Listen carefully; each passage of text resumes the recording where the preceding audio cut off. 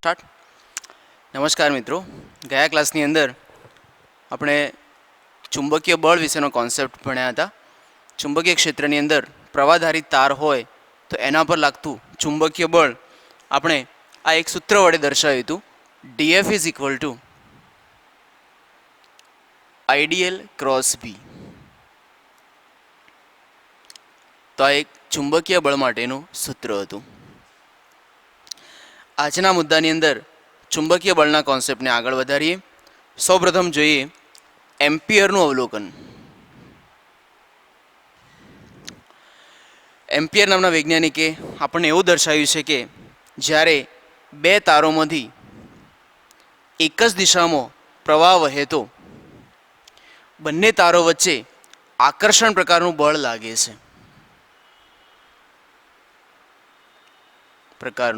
બળ લાગે છે.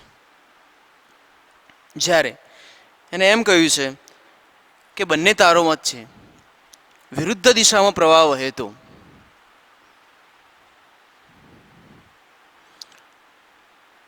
આવા બંને તારો વચ્ચે અપાકર્ષણ પ્રકારનું બળ લાગે છે.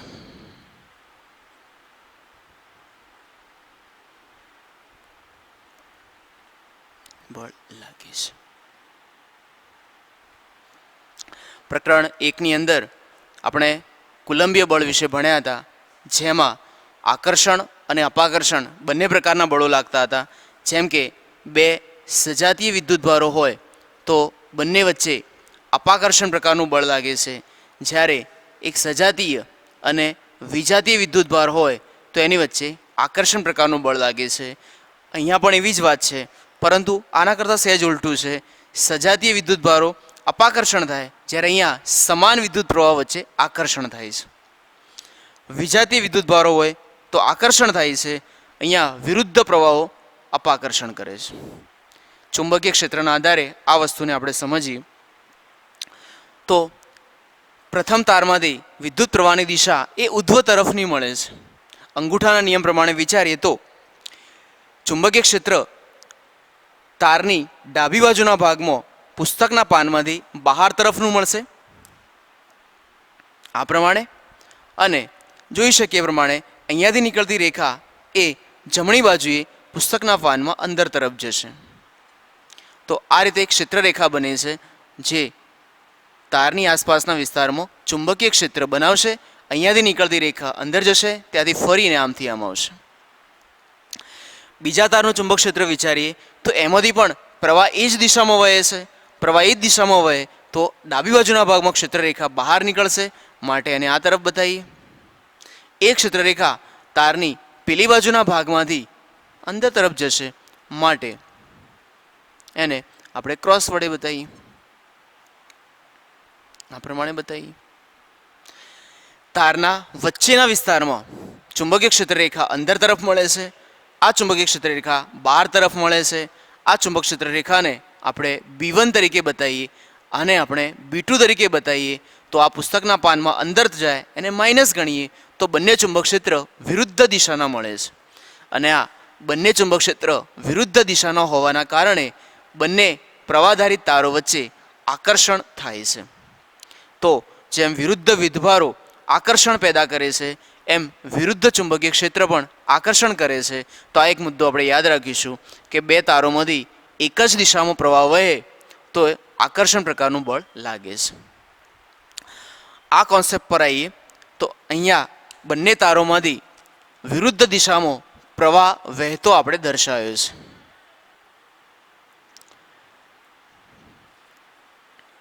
પ્રથમ તારમાંથી પ્રવાહ ઉધ્વ દિશામાં વહે છે તો એનું ચુંબકીય ક્ષેત્ર આ પ્રમાણે જ મળશે. અહીંયાથી ચુંબકીય ક્ષેત્રરેખા પુસ્તકના પાનમાંથી બહાર આવશે, જે ક્ષેત્રરેખા પેલી બાજુએ દાખલ થશે, માટે આ વિસ્તારનું ચુંબક ક્ષેત્ર આપણને આ પ્રમાણે જ જોવા મળશે. જમણા હાથના નિયમ પ્રમાણે અહીંયાથી બહાર આવે ત્યાંથી અંદર જશે.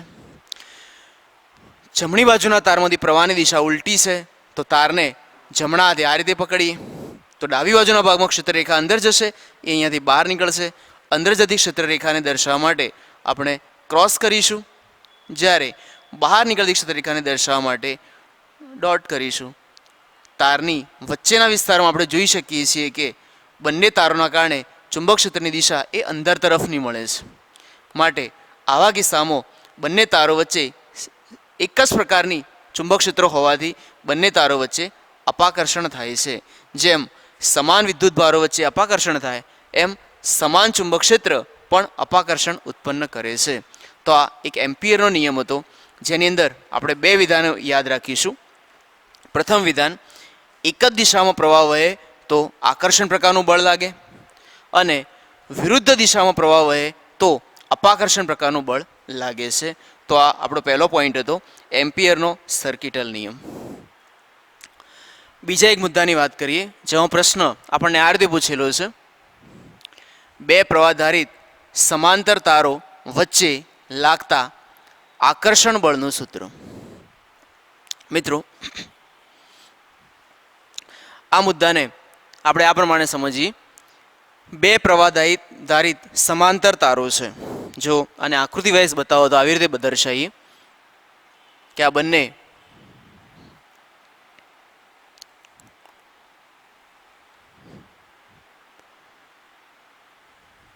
પ્રવાહધારિત સમાંતર તારો છે.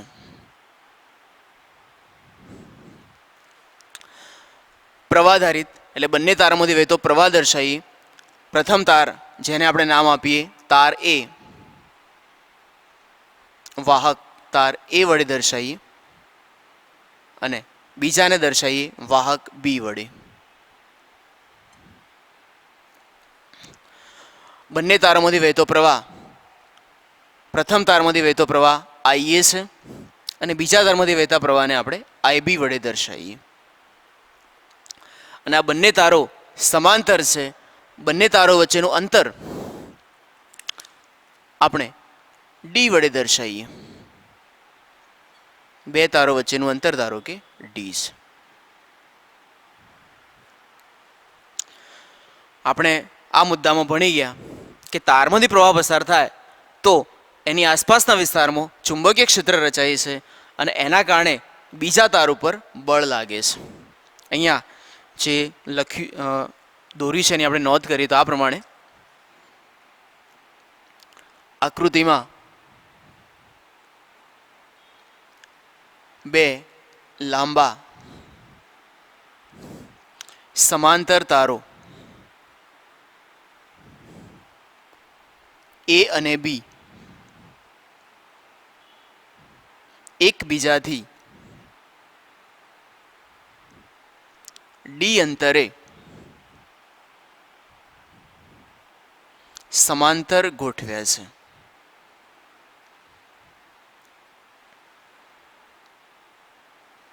તેમાંથી વહેતો પ્રવાહ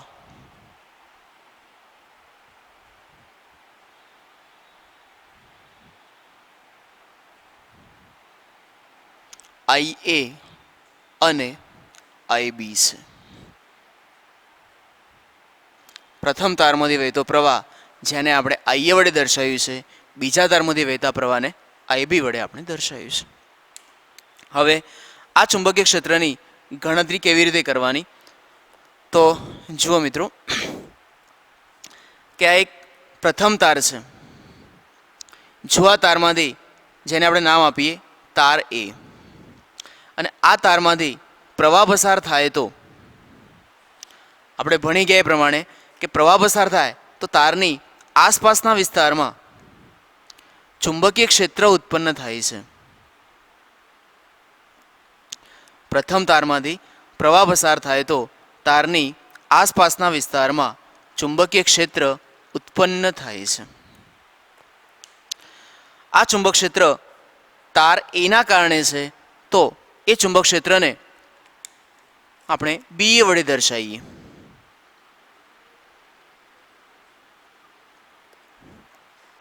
બી એ પ્રથમ તારના કારણે ઉત્પન્ન થતું ચુંબકીય ક્ષેત્ર છે. આ ચુંબક ક્ષેત્રની અંદર બીજો કોઈ વાહક મૂકવામાં આવે તો, જો એમાંથી પ્રસાર થતો વાહક બી મૂકવામાં આવે તો પ્રથમ તારનું જે ચુંબકીય ક્ષેત્ર છે એ ચુંબક ક્ષેત્રના કારણે બીજા તાર ઉપર બળ લાગે છે, જેને ચુંબકીય બળ આપણે કહીશું. તો અહીંયા જે બળની ગણતરી કરવાની છે એ ગણતરી આપણે આ રીતે કરીશું. પ્રથમ તારમાંથી પ્રવાહ પસાર થાય તો તેની આસપાસના વિસ્તારમાં ચુંબકીય ક્ષેત્ર ઉત્પન્ન થાય છે. આ રીતે નોટ કરીએ. પ્રથમ તારના લીધે ઉદ્ભવતા ચુંબકીય ક્ષેત્રમાં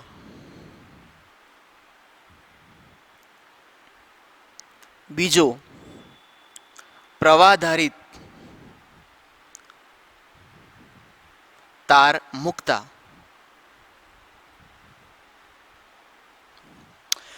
પ્રથમ તારનું જે ચુંબક ક્ષેત્ર છે એ ચુંબક ક્ષેત્રમાં બીજો પ્રવાધારિત તાર મૂક્યો છે. તો બીજા પ્રવાધારિત તાર ઉપર બળ લાગે છે. કોના કારણે લાગશે? પ્રથમ તારના ચુંબકીય ક્ષેત્રના કારણે. તો લખી શકાય માટે પ્રથમ તારના ચુંબકીય ક્ષેત્રના લીધે બીજા તાર પર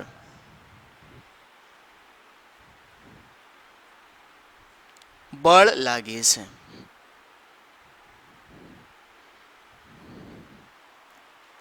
મિત્રો, આ પ્રશ્નની ગણતરી કરવા માટે આ જ સ્ટેટમેન્ટ છે એ મુખ્ય છે, જેને આપણે યાદ રાખીશું.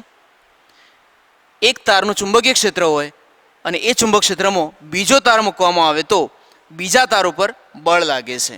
કોણ લગાડશે? પ્રથમ તારનું ચુંબકીય ક્ષેત્ર. કોણ લગાડે છે?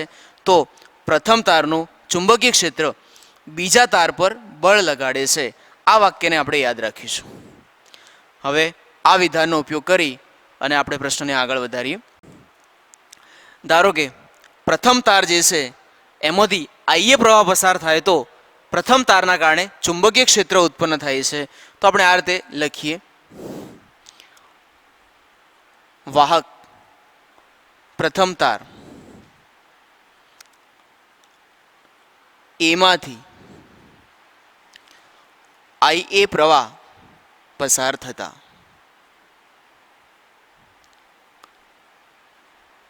તેની આસપાસ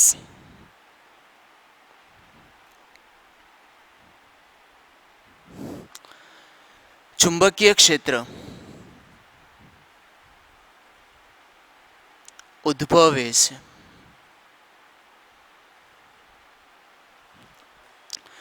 પ્રથમ તારમાંથી પ્રવાહ પસાર થાય તો પ્રથમ તારે એ છે એની આસપાસના વિસ્તારમાં ચુંબકીય ક્ષેત્ર ઉદ્ભવે છે. આપણે બી તાર ઉપરનું ચુંબકીય ક્ષેત્ર શોધવું છે. તો પ્રથમ તારથી જે બીજો તાર છે એનું અંતર ડી છે. ડી અંતરે ચુંબકીય ક્ષેત્ર.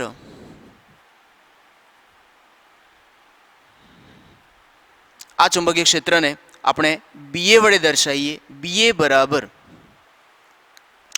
મિત્રો, તાર માટેનો કોન્સેપ્ટ આપણે ભણ્યા હતા, જેમાં શીખ્યા હતા કે તારમાંથી પ્રવાહ પસાર થાય તો પ્રવાહધારિત તારથી દૂર આર અંતરે કોઈ પી બિંદુ આવેલું હોય તો એના માટેનું ચુંબકીય ક્ષેત્ર આપણે શોધ્યું હતું. પી બિંદુ એ તારની બહારનું બિંદુ છે, માટે આનું સૂત્ર આપણે ભણ્યા હતા μ0I/2πr. તારના બહારના બિંદુ માટે ચુંબકીય ક્ષેત્ર આપણે આ સૂત્ર વડે દર્શાવ્યું હતું. એક્ઝેક્ટલી તાર એમાંથી પ્રવાહ પસાર થાય તો આ તારના કારણે ઉત્પન્ન થતું ચુંબકીય ક્ષેત્ર ત્યાંથી ડી અંતરે બીજો તાર આવેલો છે તો આ તાર માટે ડી અંતર માટેનું ચુંબકીય ક્ષેત્ર લખીએ તો આ જ સૂત્ર મૂકીએ આપણે μ0I/2πd. સમીકરણ એક નંબર આપીએ. સમીકરણ નંબર 1. પી બિંદુ આર અંતરે આવેલું હતું તો 2πr લખ્યા. બીજો પ્રવાહધારિત તાર ડી અંતરે આવેલો છે તો લખીશું 2πd. તો આ થયું પ્રથમ તારના લીધે ઉત્પન્ન થતું ચુંબકીય ક્ષેત્ર. હવે એ ચુંબકીય ક્ષેત્રની દિશા વિચારીએ તો દિશા કઈ બાજુ મળે? તો આ પ્રમાણે વિચારીએ મિત્રો કે આ તાર જે છે એને જમણા હાથના નિયમ પ્રમાણે ચાલીએ તો તારના ઉપરના ભાગમાં ચુંબકીય ક્ષેત્ર બહાર તરફ મળશે, માટે એને દર્શાવી ચુંબકીય ક્ષેત્ર બહાર તરફ આવશે.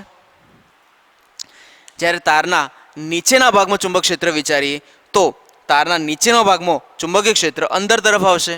તો આ બિંદુ પાસેનું ચુંબક ક્ષેત્ર અંદર તરફ આવે એ દર્શાવવા માટે આપણે અહીંયા ક્રોસ કરીશું. તો ચોકડી એ આપણને ચુંબકીય ક્ષેત્રની દિશા બતાવે છે, જેને લખીશું BA વડે. તો પ્રથમ તારનું જે ચુંબક ક્ષેત્ર છે એ આ પ્રમાણે મળશે. અહીંયાથી બહાર નીકળી અને ક્ષેત્ર રેખા પુસ્તકના પાનમાં અંદર જશે. આપણો પ્રશ્ન એ હતો કે બે તારો વચ્ચે લાગતા બળનું સૂત્ર. તો પ્રથમ તારનું જે ચુંબક ક્ષેત્ર છે એમાં બીજો તાર B મૂકવામાં આવે છે. માટે બીજા તાર ઉપર લાગતો ચુંબકીય બળ શોધીએ. આ રીતે નોટ કરીએ.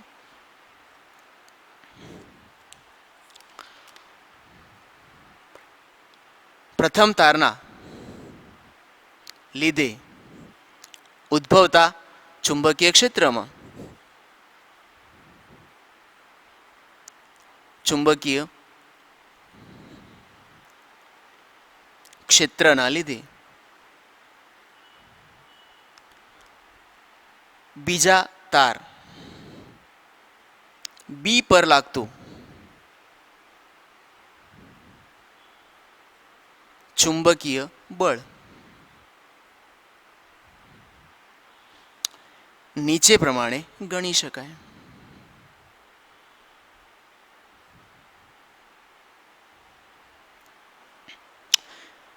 પોઈન્ટ આ રીતે હતો. પ્રથમ તારના લીધે ઉદ્ભવતું ચુંબકીય ક્ષેત્ર, તો આ પ્રથમ તારના કારણે ઉદ્ભવતું ચુંબક ક્ષેત્ર, એમાં બીજો તાર મૂકવામાં આવે તો બીજા તાર ઉપર બળ લાગે છે. એ જ પ્રમાણે પ્રથમ તારનું જે ચુંબક ક્ષેત્ર બનેલું છે એમાં બીજો તાર મૂકવામાં આવ્યો તો આ બીજા તાર ઉપર બળ લાગે છે. આ જે બળ છે એના માટે આપણે આ સૂત્ર યુઝ કરીશું, DF બરાબર IDL ક્રોસ B. જો આ સમીકરણ મૂકવું હોય તો બીજા તાર માટે સૂક્ષ્મ ખંડ આપણે વિચારીએ તો આને આપણે આ રીતે લખીશું કે બીજો તાર જે છે એના સૂક્ષ્મ ભાગ માટે, જે બીજો તાર છે એ વાસ્તવમાં અનંત લંબાઈનો છે, તો એનો અમુક હિસ્સો આપણે લઈએ. જેમ કે આટલા ભાગ માટેની ગણતરી કરીએ તો આ જે ભાગ છે એની લંબાઈને આપણે L વડે દર્શાવીએ. તો પ્રથમ તારના ચુંબક ક્ષેત્રના કારણે બીજા તારના L લંબાઈના ટુકડા માટે લાગતું ચુંબકીય બળ ગણીએ. તો નોટ કરીએ. પ્રથમ તારના લીધે ઉદ્ભવતું ચુંબક ક્ષેત્ર લઈએ બીજા તાર B પરના સૂક્ષ્મ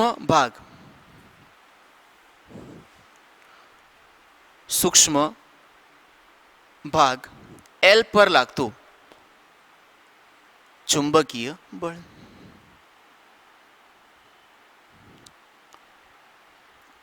આ બળને આપણે આ રીતે દર્શાવીએ, FBA ઇઝ ઇક્વલ ટુ, આ સમીકરણ મૂકીશું, IL cross B, IL cross B.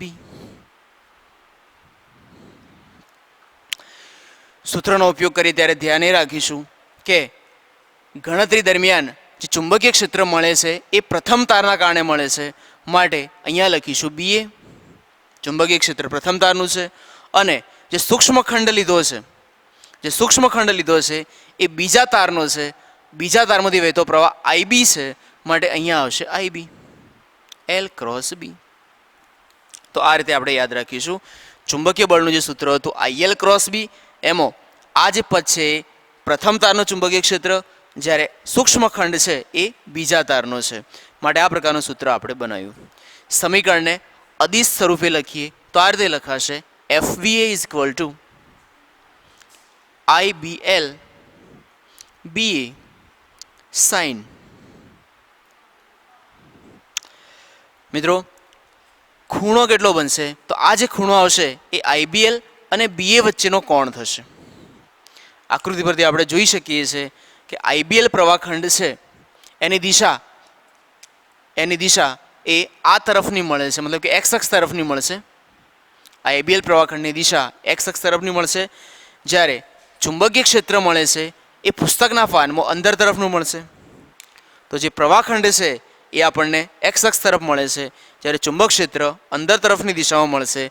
માટે IBL પ્રવાહખંડ અને ચુંબક ક્ષેત્ર વચ્ચેનો ખૂણો 90 થાય છે. એ પ્રમાણે લખીએ તો અહીંયા આવશે sin 90. સાઇન 90 ની કિંમત 1 થશે, માટે આન્સર મળશે FVA is equal to IBL. BA ની કિંમત મૂકીએ ઉપરથી mu 0 I upon 2πD sign 90 બરાબર 1 થશે.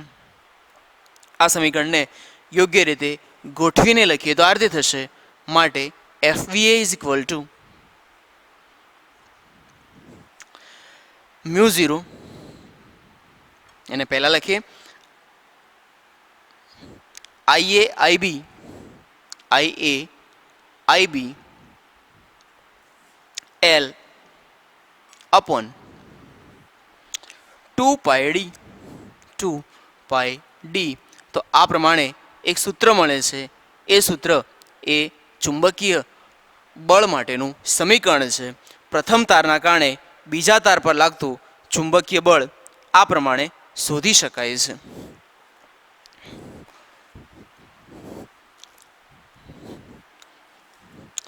અત્યારે જે વાત કરીએ પ્રમાણે અહીંયા પ્રથમ તારના કારણે બીજા તાર પરનું ચુંબકીય બળ આપણે શોધ્યું. હવે આ જ વસ્તુને આપણે બીજી રીતે ભણીએ તો આ પ્રમાણે ફરીથી બે સમાંતર પ્રવાહધારિત તારો છે. પ્રથમ તારમાંથી વહેતો પ્રવાહ IA, બીજા તારમાંથી વહેતો પ્રવાહ IB છે. બંને તારો વચ્ચેનું અંતર D છે.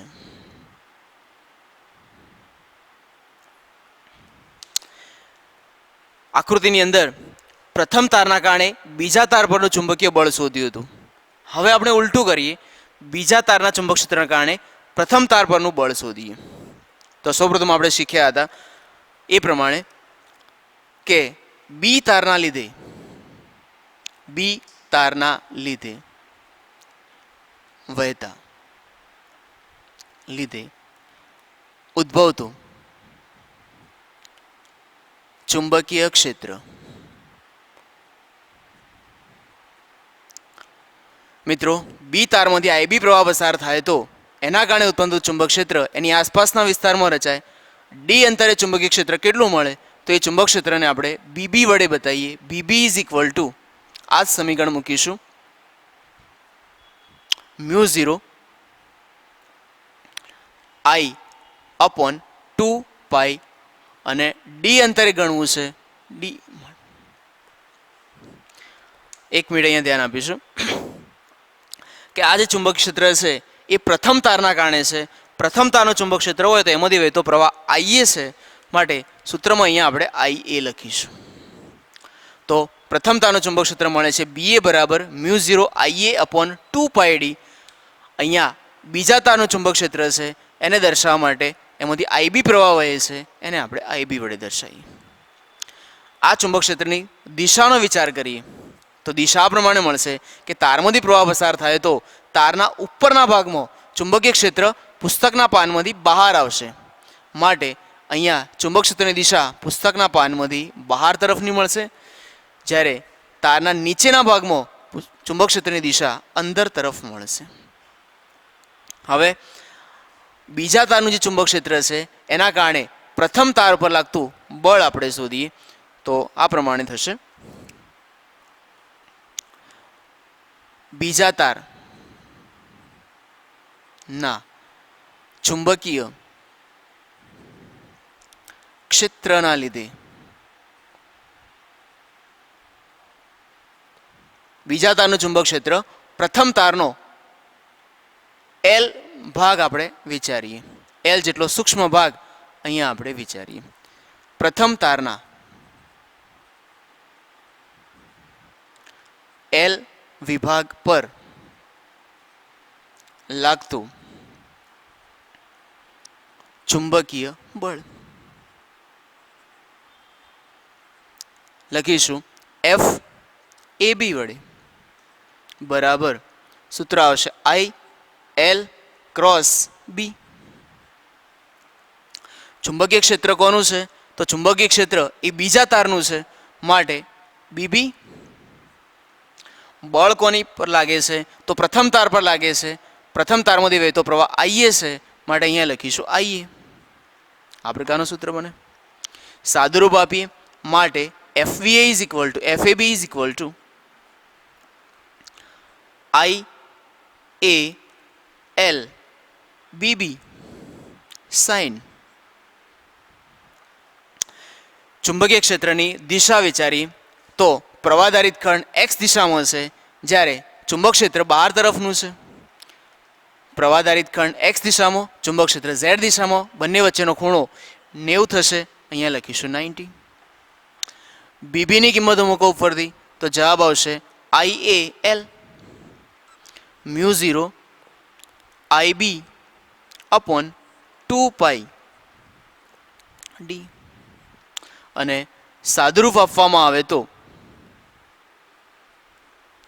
સાદુરૂપ આપીએ તો FAB is equal to μ0 IAIBL IAIBL upon 2πd. Number આપીએ સમીકરણ નંબર 2. તો અહીંયા આપણે બે રીતે ગણતરી કરી. પ્રથમ તારના કારણે બીજા તાર પર લાગતું ચુંબકીય બળ આ પ્રમાણે શોધ્યું. બીજા તારના કારણે પ્રથમ તાર પર લાગતું ચુંબકીય બળ આ પ્રમાણે શોધ્યું. બંને તારોના કારણે લાગતો ચુંબકીય બળ જોઈએ તો બંને આન્સર સેમ મળે છે. FAB બરાબર અને FVA બરાબર બંને જવાબો સેમ આવે છે. એટલે કે કહી શકાય કે સમીકરણ 1 અને 2 પરથી કહી શકાય કે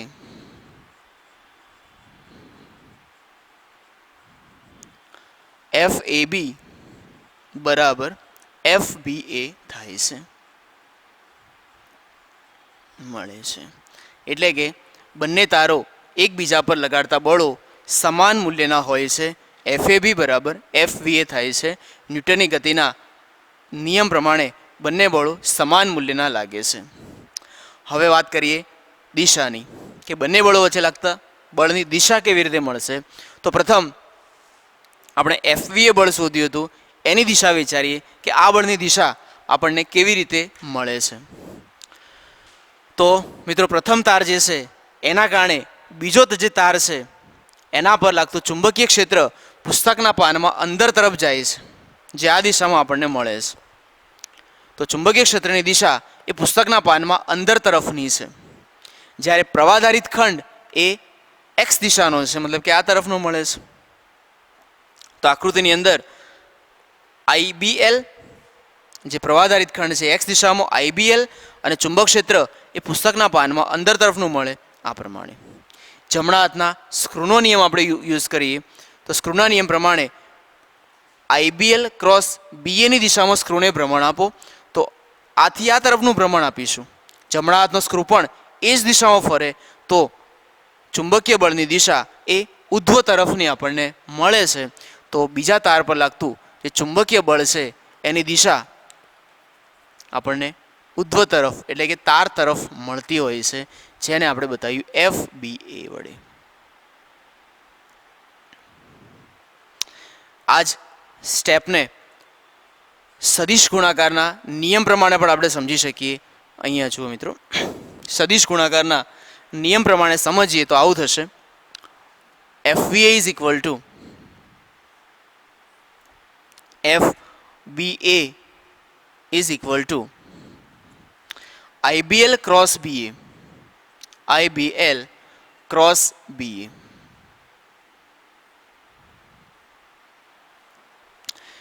ગુણાકારના નિયમ પ્રમાણે દર્શાવીએ તો આ સમીકરણને આ પ્રમાણે મૂકીએ. IBL આ જે પ્રવાહધારિત ખંડ છે એ x દિશા તરફનો છે માટે અહીંયા આપણે લખીશું I caret cross BA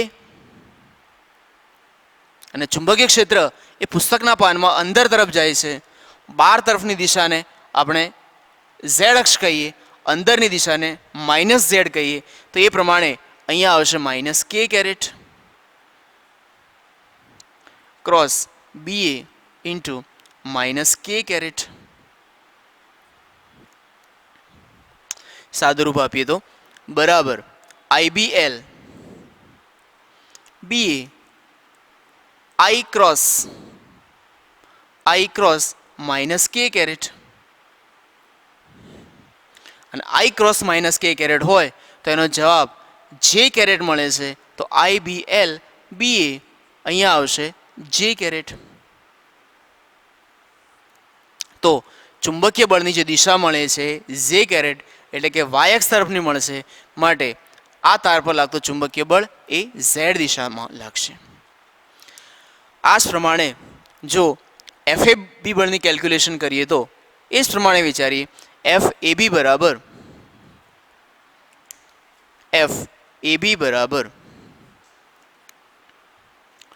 IAL cross BB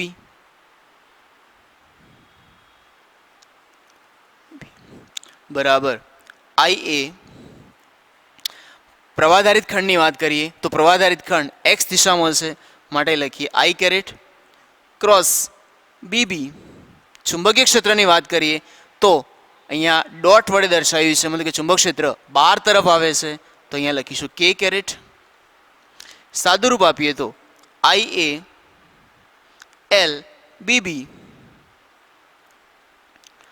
I cross કે કેરેટ, અને I ક્રોસ કે કેરેટ કરવામાં આવે તો એનો જવાબ મળશે IAL BA મળે છે માઇનસ જે કેરેટ. સદિશ ગુણાકારમાં આપણે શીખ્યા હતા. તો આ ચુંબકીય બળની દિશા એ માઇનસ જે કેરેટ મતલબ કે ઋણ વાય એક્સ તરફ લાગે છે FAB. તો આપણે જોઈ શકો છો કે પ્રથમ તારના કારણે બીજા તાર પર લાગતું બળ એ વાય એક્સ તરફ લાગે છે, બીજા તારના કારણે પ્રથમ તાર પર લાગતું બળ એ માઇનસ વાય એક્સ તરફ લાગે છે, એટલે કે બંને બળો વિરુદ્ધ દિશામાં મળે છે. માટે આપણે આ પ્રમાણે લખી શકીએ કે FAB બરાબર માઇનસ FBA થાય છે. બંને બળો સમાન મૂલ્યના અને વિરુદ્ધ દિશાના છે, એટલે કે ન્યૂટનની ગતિના ત્રીજા નિયમ અનુસાર આ બંને બળો લાગતા હોય છે. તો મિત્રો બે તારો વચ્ચે લાગતું ચુંબકીય બળ એ આપણે આ પ્રમાણે ગણી શકીએ છીએ. આપણે અહીંયા બે મુદ્દાઓની વાત કરી હતી. પ્રથમ હતો એમ્પિયરનો નિયમ, જેમાં શીખ્યા હતા કે બે તારો વચ્ચે એક જ દિશામાં પ્રવાહ વહે તો બંને વચ્ચે આકર્ષણ થાય છે. જ્યારે બંને તારોમાંથી વહેતો પ્રવાહ વિરુદ્ધ દિશામાં હોય તો બંને તારો વચ્ચે અપાકર્ષણ થાય છે. એ વાક્ય યાદ રાખીશું. બે સમાંતર તારો વચ્ચે લાગતું બળનું સૂત્ર એ શોધવા માટે સૌપ્રથમ આપણે બે તારોને એકબીજાથી ડી અંતરે સમાંતર દર્શાવ્યા હતા. બંને તારોમાંથી વહેતો પ્રવાહ IA અને IB છે. ગણતરી કેવી રીતે કરી હતી તો કેલ્ક્યુલેશન કરવા માટે આપણે આ સૂત્રનો ઉપયોગ કર્યો હતો. આ સૂત્ર મૂકીશું, જેમાં એક વાક્ય યાદ રાખવાનું હતું કે ચુંબકીય ક્ષેત્ર પ્રથમ તારનું હોય તો પ્રવાધારિત ખંડ એ બીજા તારનો લેવાનો છે. તો આપણે કહ્યું હતું કે પ્રથમ તાર એ છે, એના કારણે ચુંબકીય ક્ષેત્ર ઉદ્ભવે તો એ ચુંબક ક્ષેત્રને BA વડે દર્શાવી દીધું. એ ચુંબક ક્ષેત્ર પ્રથમ તારના કારણે ઉદ્ભવે એની દિશા આપણે આ પ્રમાણે લીધી હતી. તો નીચેવાળો જે તાર હતો એ પ્રમાણે દિશા પુસ્તકના પાનમાં અંદર તરફની મળે છે, અને બીજા તાર પર લાગતું બળ આ સૂત્ર અનુસાર ગણ્યું હતું, અને કેલ્ક્યુલેશન કરતાં આપણને આ આન્સર મળે છે. યાદ રાખીશું, પ્રથમ તારનું ચુંબક ક્ષેત્ર, બીજો પ્રવાધારિત ખંડ. પ્રશ્નનું પુનરાવર્તન આ પ્રમાણે કર્યું હતું કે હવે બીજા તારનું ચુંબકીય ક્ષેત્ર અને પ્રથમ તાર પર લાગતું બળ શોધ્યું હતું, તો જવાબ એ જ મળે છે, એટલે કે બંને બળો સમાન મૂલ્યના મળ્યા. દિશાની વાત કરી તો બંને બળો વિરુદ્ધ દિશામાં મળે છે. પ્રથમ તારના કારણે લાગતું ચુંબકીય બળ વાય દિશામાં મળે, બીજા તારના કારણે પ્રથમ તાર લાગતું બળ ઋણ વાય દિશામાં મળે છે. બંને બળો વિરુદ્ધ દિશાના હોય છે. તો આ બંને બળો ન્યૂટનની ગતિના ત્રીજા નિયમ અનુસાર લાગે છે, સમાન મૂલ્યના અને વિરુદ્ધ દિશાના. મિત્રો, અત્યારે આપણે શીખ્યા એ પ્રમાણે કે બે સમાંતર તારો હોય, બે તારો વચ્ચેનું અંતર D હોય, બંને તારોમાંથી વહેતો પ્રવાહ IA અને બીજામાંથી વહેતો પ્રવાહ IB હોય તો પ્રથમ તારના ચુંબકીય ક્ષેત્રના કારણે બીજા તારો પર ચુંબકીય બળ લાગે છે, જેનું સૂત્ર આપણે આ પ્રમાણે બનાવ્યું. પ્રથમ તારના લીધે ઉદ્ભવતા ચુંબકીય ક્ષેત્રના લીધે ક્ષેત્રમાં બીજો પ્રવાહધારિત તાર મૂકતા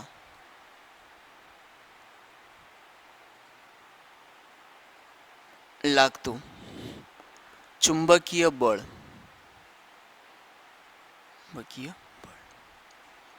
આનું સૂત્ર આપણે આ પ્રમાણે આપ્યું હતું FBA is equal two mu 0 IA IB L upon 2πD. ગયા ક્લાસની અંદર આ મુદ્દો આપણે ભણી ગયા, જેને આપણે આ પ્રમાણે યાદ રાખીશું. સમીકરણમાં L, આ L ને આ બાજુ છેદમાં લાવીએ તો સૂત્ર બને છે FBA upon L is equal two mu 0 IA IB upon 2πD. આ સ્ટેપને વ્યાખ્યાના સ્વરૂપો લખો તો આ રીતે લખી શકાય. છેદથી શરૂઆત કરીએ તો એકમ લંબાઈ દીઠ લાગતું બળ FBA અપોન L, છેદમાં L મૂકવાના કારણે અને આપણે આ રીતે વાંચીશું એકમ લંબાઈ દીઠ લાગતું બળ. અને આ જે સ્ટેપ છે એને સ્મોલ FBA વડે બતાવીએ તો FBA is equal two mu 0 IA IB upon L થશે. ઘણા ખરા એક્ઝામ્પલ જ્યારે ગણીશું ત્યારે એકમ લંબાઈ દીઠ લાગતું બળ શોધવાનું પૂછાય છે. આવા સંજોગોમાં આપણે આ સૂત્રનો યુઝ કરીશું mu 0 IA IB upon D. ચુંબકીય બળ શોધવાનું પૂછાય ત્યારે આ સૂત્ર મૂકીશું. એકમ લંબાઈ દીઠ પૂછાય તો આ સૂત્ર આપણે યુઝ કરીશું. બીજો એક મુદ્દો મેં લખ્યો છે મિત્રો, એમ્પિયરની વ્યાખ્યા. તો હવે આપણે એમ્પિયરની વ્યાખ્યા આપીએ. એમ્પિયર વિદ્યુત પ્રવાહનો એકમ છે, એની વ્યાખ્યા આ સૂત્ર પ્રમાણે આપવી હોય તો આપણે આ પ્રમાણે આપીએ કે સમીકરણ છે FBA is equal two mu 0 IA IB upon 2πD. આપણે જાણીએ છીએ મિત્રો એ પ્રમાણે 1 એમ્પિયરની વ્યાખ્યા આપવી હોય તો સમીકરણમાં પ્રવાહની કિંમત આપણે 1 એમ્પિયર લઈએ, IA IB બરાબર 1 એમ્પિયર. બે તારો વચ્ચેનું જે અંતર છે D એ 1 મીટર લેવામાં આવે, D બરાબર 1 મીટર લઈએ. હવે જો કેલ્ક્યુલેશન કરવામાં આવે તો આપણને જવાબ આ રીતે મળશે FBA બરાબર BA is equal two mu 0 ની કિંમત 4π ઇન્ટુ 10⁻⁷. પ્રવાહ IA બરાબર 1 એમ્પિયર અપોન 2π D બરાબર 1. અને જો સાદુરૂપ આપવામાં આવે તો FBA બરાબર જવાબ થાય છે 2 ઇન્ટુ 10⁻⁷ ન્યૂટન. આપણે હમણાં શીખ્યા કે FBA એટલે શું, તો FBA નો મતલબ થાય છે એકમ લંબાઈ દીઠ લાગતું બળ. તો FBA નો એકમ ન્યૂટન આવે, છેદમાં L હોવાથી મીટર, માટે આનો એકમ મળે છે ન્યૂટન મીટર ઇન્વર્સ. તો આ પ્રમાણે જો પ્રવાહ 1 એમ્પિયર લેવામાં આવે, D બરાબર 1 મીટર લેવામાં આવે તો બંને તારો વચ્ચે લાગતું ચુંબકીય બળ 2 ઇન્ટુ 10⁻⁷ ન્યૂટન મીટર ઇન્વર્સ થાય છે. તો મિત્રો 1 એમ્પિયર પ્રવાહ કોને કહેવાય, જેની વ્યાખ્યા આપવી હોય તો આપણે આ રીતે આપી શકીએ કે બે પ્રવાહધારિત તાર હોય, બંને વચ્ચેનું અંતર D બરાબર 1 મીટર હોય તો બંને તારોમાંથી જો 1 એમ્પિયર પ્રવાહ પસાર કરવો હોય તો બંને તારો વચ્ચે એફ બરાબર બળ કેટલું હોવું જોઈએ? તો એનો જવાબ આપણને ઉપરના પ્રશ્નમાંથી મળે છે કે જો બંને તારોમાંથી વહેતો પ્રવાહ IA બરાબર 1 એમ્પિયર લાવવો હોય તો બે તારો વચ્ચે લાગતું બળ 2 × 10⁻⁷ ન્યૂટન હોવું જોઈએ. અને આના પરથી જો એમ્પિયરની વ્યાખ્યા લખો તો એ વ્યાખ્યા આપણે આ પ્રમાણે આપી શકીએ છીએ: 1 એમ્પિયર.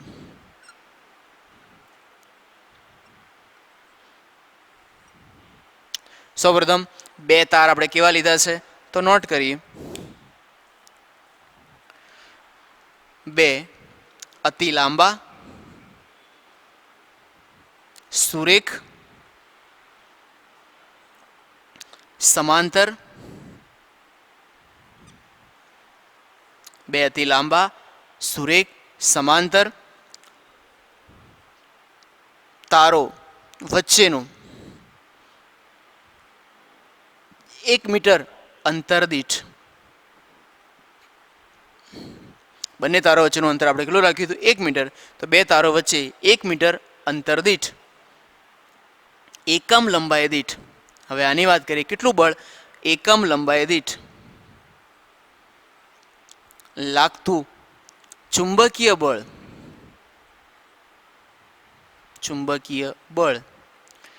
2 × 10⁻⁷ ન્યૂટન મીટર હોય તો બંને તારોમાંથી વહેતો પ્રવાહ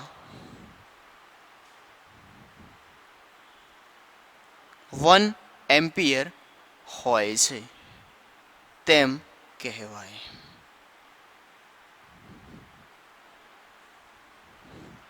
ઓકે, તો આ એમ્પિયરની વ્યાખ્યા મળે છે. જ્યારે શરૂઆત એ રીતે કરી હતી કે પ્રવાહ 1 એમ્પિયર હોય તો બળ આટલું મળે, જ્યારે વ્યાખ્યામાં એવું લખ્યું કે બળ 2 × 10⁻⁷ મીટર હોય તો પ્રવાહ આપણને 1 એમ્પિયર મળે છે. તો આ એની વ્યાખ્યા થઈ. 1 એમ્પિયરની વ્યાખ્યા એ આપણે આ પ્રમાણે આપી શકીએ છીએ: બે અતિ લાંબા, સુરેખ, સમાંતર તારો વચ્ચે 1 મીટર અંતર દીઠ એકમ લંબાઈથી લાગતું બળ 2 × 10⁻⁷ ન્યૂટન હોય તો બંને તારોમાંથી વહેતો પ્રવાહ 1 એમ્પિયર હોય છે એવું આપણે કહી શકીએ છીએ. તો મિત્રો, આ એક અગત્યનો મુદ્દો હતો બે તારો વચ્ચે લાગતા ચુંબકીય બળની ગણતરી માટેનો.